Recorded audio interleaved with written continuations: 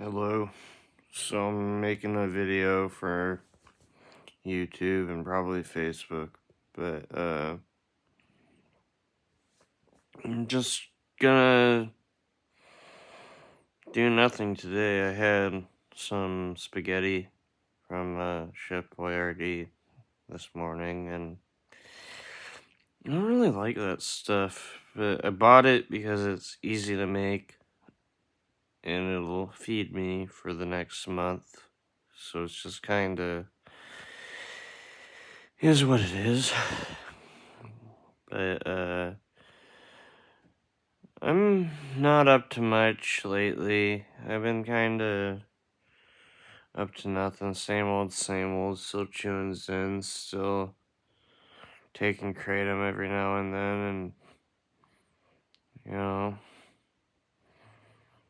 I've been taking the 70H stuff, which probably isn't very good for me, but I find it's more effective for my anxiety than the normal Kratom, although normal Kratom does work pretty well for my anxiety levels, and I ain't got no medications that work, and I'm not willing to be on an SSRI just to get rid of anxiety, because I've read SSRIs, they can really screw up your serotonin receptors, and I don't want to do that particularly. You know, and I'm not condoning using Kratom or nicotine or anything like that, so please don't take that as something I'm saying, oh yeah, go do that. No, I'm not saying that. I'm saying just, this is what I do, and, I'm sure some people don't like the fact that I do that, but, honestly, it's not anybody else's choice what I do with my life, you know, in my personal life, as long as I'm not hurting people or doing something that's majorly wrong, I don't think there's really any reason to care if I take Kratom. You know? Or even nicotine. I've been trying to quit smoking because I know smoking's extremely bad for you. I know that smoking is one of the worst drugs on the planet, if not the worst drug on the planet, because it kills way more people a year than any other drug, about 400,000 people in the United States every year. 8 million worldwide. But, I want to be more like an advocate for, like, safer nicotine use, buying safer products like snus or nicotine pouches, or sometimes even vaping. Vaping can be good too for nicotine use. I mean, like, I could get my sources out just to show that there are some benefits to these products, but I don't really care that much. I have read so much about nicotine and things like that that I kind of get bored with it. Nicotine's one of the only things that I enjoy reading about, but there's like no new information that I can find on it, and it's just kind of irritating because it's like I'd like to read more about it, more of its interesting things about it, but it's just kind of the way it is. But as for my Christian faith, I feel like I'm getting closer to God, but like I'm still not doing what a Christian should be doing. Like, I'm not reading my Bible every day. I'm not praying every day. I do pray every night if I can. Like, if I remember to pray. Which I pray most nights. Like, I do pray most nights. Like, most nights I lay down in my bed, close my eyes, and send a prayer to God. But, I don't know if my relationship with God is even particularly real. I mean, like, I try to have a relationship with Jesus, and I know Jesus is there. I've absolutely kind of have it in my mind that he is actually legitimately there. You know, because there's no way this world could just pop into existence and everything's so advanced, everything's so, like, designed, you know? And, you know, I've also read about science, things like that, evolution, things like that, and it's like, I don't really know what I think about evolution. You know, I kind of think, yeah, we're similar to monkeys, but there's no real definitive proof of evolution. But, like, you know, I'm not going to say evolution isn't real or not real, or is real, or whatever. But, like, it's just kind of, I'm not a scientist. I can't say anything about it. I'm not a doctor either, so it's like, you know, I don't know.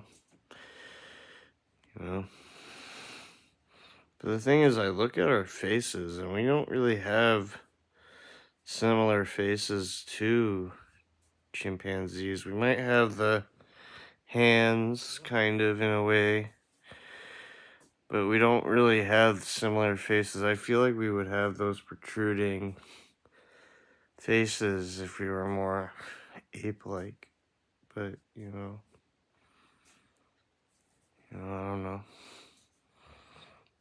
But being a man's a good thing.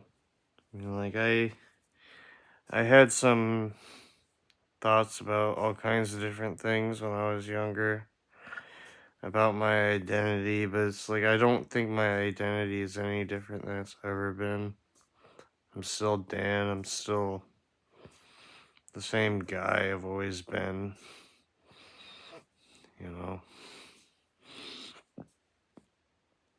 But 2 months ago, August 1st was my birthday. Turned 28. And I still haven't done anything with my life. I still haven't really done much of anything with my life, and it's kind of disappointing. You know, I'm surprised my nose scar doesn't show up very well on this iPad that I'm making the video with, because I thought the iPad's video making would be more HD, but it's not particularly HD. You know, but you can kind of see my nose scar. Yeah, I broke my nose because when I was younger, I don't know if it was a suicide attempt or if it was just me being stupid. I wasn't trying to get high or anything, but I was super drunk when I was 17 before I went to school, or tried to at least go to school. I just remember saying F it and taking a bunch of pills with it, and it was kind of a suicide attempt, kind of not at the same time, because it was kind of just a really low point in my life. You know, like I was depressed about girls, things like that, and also school was eating me up, and I just kind of,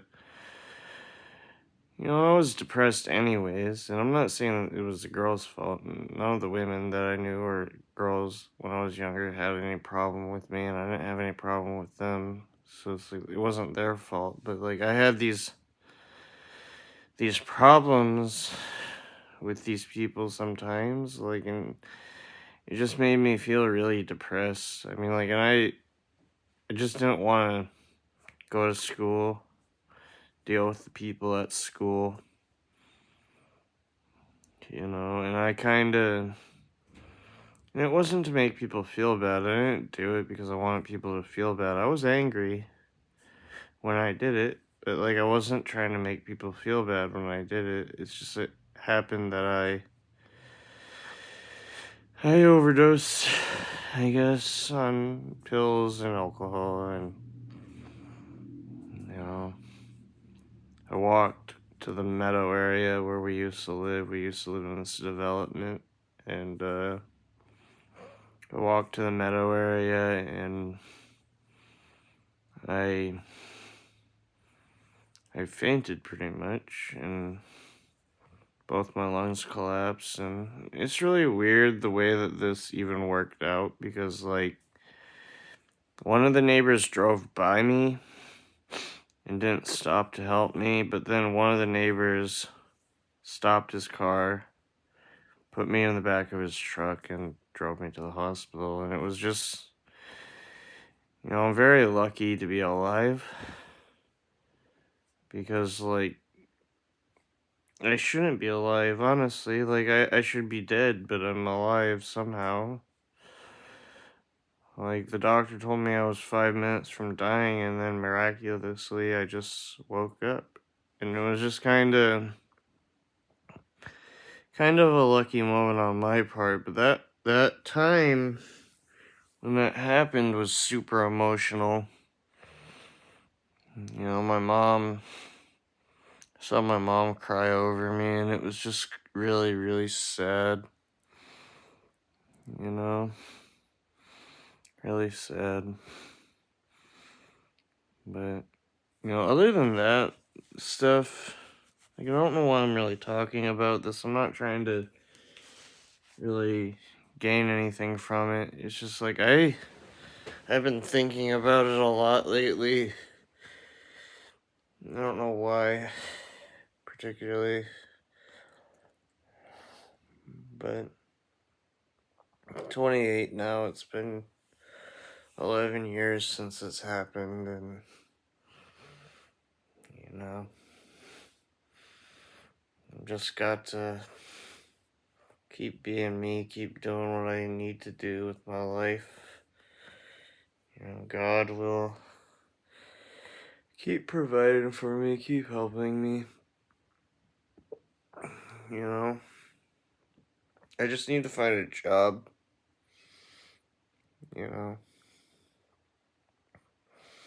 Anyways, bye.